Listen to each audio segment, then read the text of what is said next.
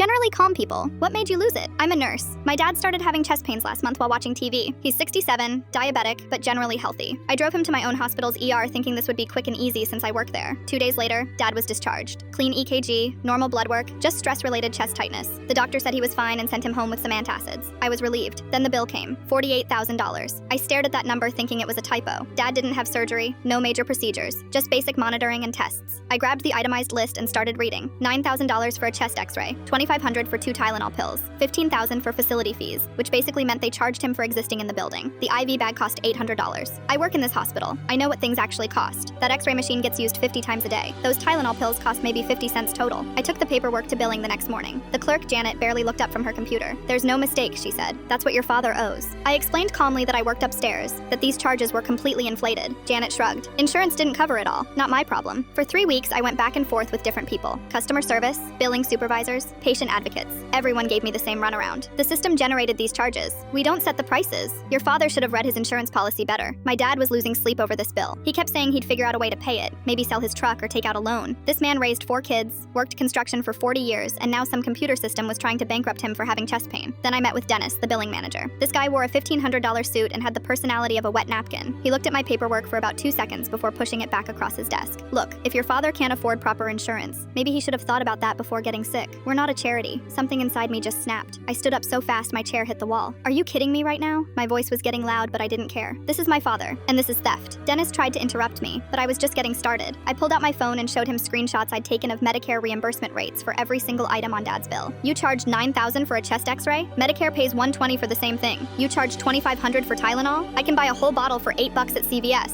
I was practically shouting now. Other staff started peeking into his office. Dennis's face was turning red. Ma'am, you need to calm down. Calm down? You want me to calm down while you rob my family? I spread the papers across his desk. I made a spreadsheet comparing your charges to every other hospital in the state. You're charging 3 to 10 times more than anyone else. Dennis stood up, probably trying to intimidate me. Big mistake. I've dealt with drunk patients twice his size. If this bill isn't fixed by tomorrow morning, I'm taking this to the state medical board, the attorney general, and every news station in town. I work here, so I know exactly who to call. I was shaking with anger. And Dennis, I'm posting this on every social media platform I can find. Let's see how you explain charging a diabetic construction worker $50,000 for 2 days of basic monitoring. The next morning, Janet called me before I even got to work. Your father's bill has been adjusted, she said quietly. The new total is $4,300. Just like that, $48,000 became $4,300 with one phone call. I never lost it like that before in my life.